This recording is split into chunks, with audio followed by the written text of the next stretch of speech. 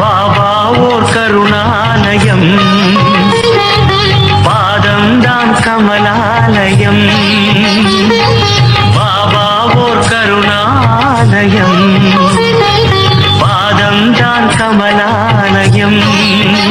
சாய் அப்பா உறவுகள் அனைவருக்கும் வணக்கம்.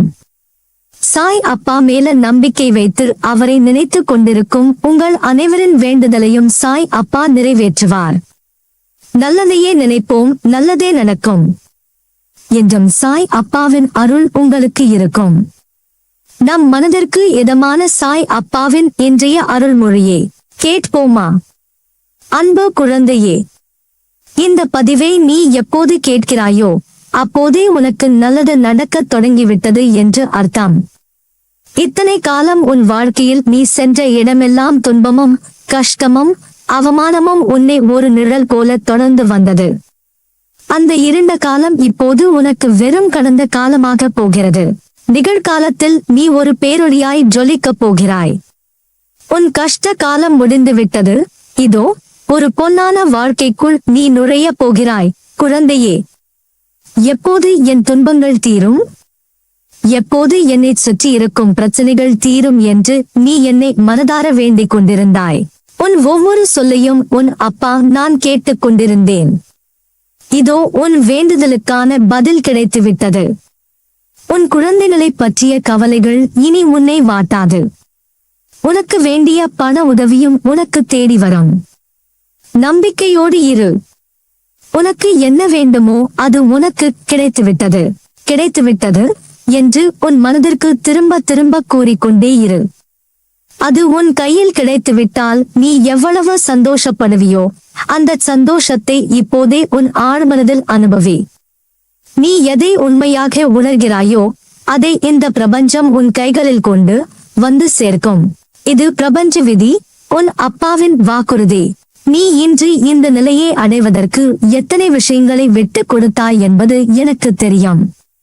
நீ சந்தித்த துன்பங்கள், உன்னை ஏமாற்றிய நபர்கள் என சூழ்நிலை அனைத்தும் உனக்கு எதிராய் சூறாவளியாய் சூழ்ந்த போது நீ துவண்டு விடவில்லை.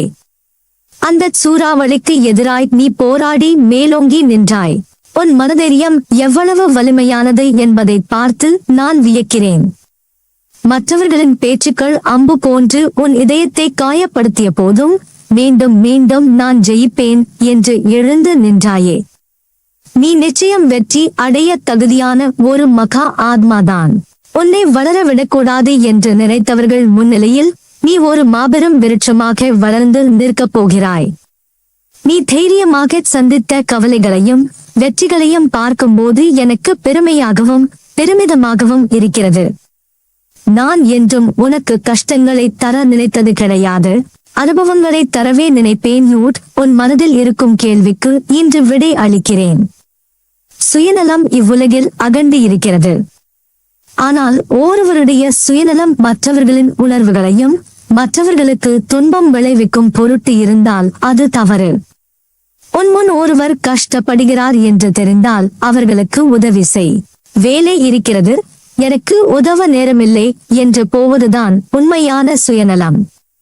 சில பேர் தாங்கள் முன்னேற வேண்டும் என்பதற்காக மற்றவர்கள் முன்னேறக்கூடாது என்று நினைப்பார்கள். அவர்களுக்கு பொறாமையை தூண்டிவிட்டு மற்றவர்களுக்கு கெடுதல் நினைக்க வைக்கிறது. அதைத்தான் நான் தவறு என்று கூறுகிறேன். உன்னால் என்ற உதவியை செய், ஆனால் அதை சொல்லி காண்பிக்காதே. அப்படி செய்தால் அந்த உதவி பயனில்லாமல் போய்விடும். உன் நல்லது கெட்டது என அனைத்துமே நான் அறிவேன். உன் தாயாய் தந்தையாய் நானே இருப்பேன். நீ எவ்வளவோ சோதனைகளை கடந்து விட்டாய். உன் கண்ணீர் துக்கம் எல்லாம் முடிந்துவிட்டது. இதோ மகிழ்ச்சியின் படிகளில் நீ தடம் பதிக்க ஆரம்பித்திருக்கிறாய். நான் உனது கரங்களை பிடித்துள்ளேன். தைரியமாக நம்பிக்கையோடு நட. வெற்றி உனதே. கொஞ்சம் பொறுமை காத்துக்கொள். முதலில் வாழ்க்கையை நினைத்து பயப்படுவதை நிறுத்து. பயம் புத்தியை மழுங்க வைத்துவிடும். பயம் எதிர்மறை எண்ணங்களை உருவாக்கும். எனவே எதற்காகவும் பயப்படாதே. உன் கனவுகள் எல்லாவற்றையும் நான் அறிவேன். அதை தகுந்த நேரத்தில் உனக்கு நிஜமாய் நினைவாக்கி கொடுப்பேன். உன்னை யார் முன்னிலையிலும் தாழ்ந்து போக விடமாட்டேன். உன்னை மிக விரைவில் வெற்றி கிரீடத்தால் அலங்கரிக்கப் போகிறேன். என் அன்பு செல்லமே, நீ எவ்வளவோ சோதனைகளை கடந்து விட்டாய். முட்கள் நிறைந்த பாதையில் கால்களில் ரத்தம் கசிய கசிய நீ நடந்து வந்ததை நான் பார்த்து கொண்டிருந்தேன். இப்போது அந்த சோதனைகள் எல்லாம் முடிந்து விட்டன. உன் கண்ணீர் துக்கம் எல்லாம் இன்றுடன் முற்று பெறுகிறது. மகிழ்ச்சியின் படிகளில் நீ தடம் பதிக்க ஆரம்பித்திருக்கிறாய். ஆனால் உன் கால்கள் ஏன் இன்னும் நடுங்குகின்றன? உன் மனதில் இன்னும் ஒட்டி கொண்டிருக்கும் அந்த பயம் தான் அதற்கு காரணம். வாழ்க்கையை நினைத்து பயப்படுவதை முதலில் நிறுத்து குழந்தையே. பயம் என்பது ஒரு மாய இருள். அது உன் புத்தியை மழுங்க வைத்துவிடும். பயம் இருக்கும் இடத்தில் அறிவு வேலை செய்யாது. அது எதிர்மறை எண்ணங்களை மட்டுமே உருவாக்கும். நீ எதற்காக பயப்படுகிறாய்? நாளைக்கு என்ன நடக்கும் என்பதா?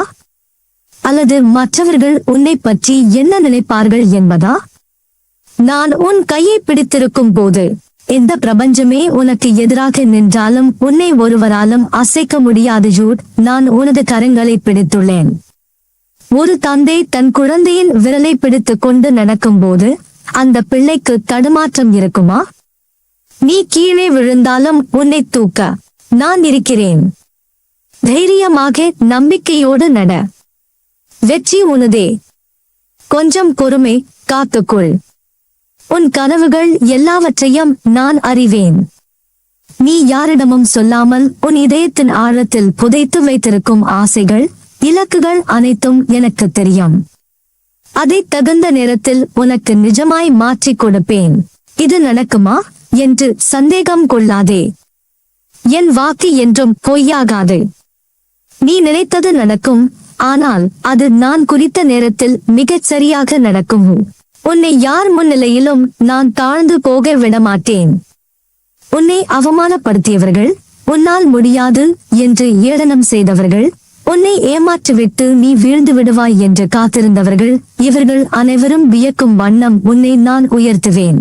உன்னை மிக விரைவில் ஒரு வெற்றி கிரீடத்தால் அலங்கரிக்கப் போகிறேன். இதுவரை நீ அணிந்திருந்த முள் கிரீடம் கழற்றப்பட்டு விட்டது.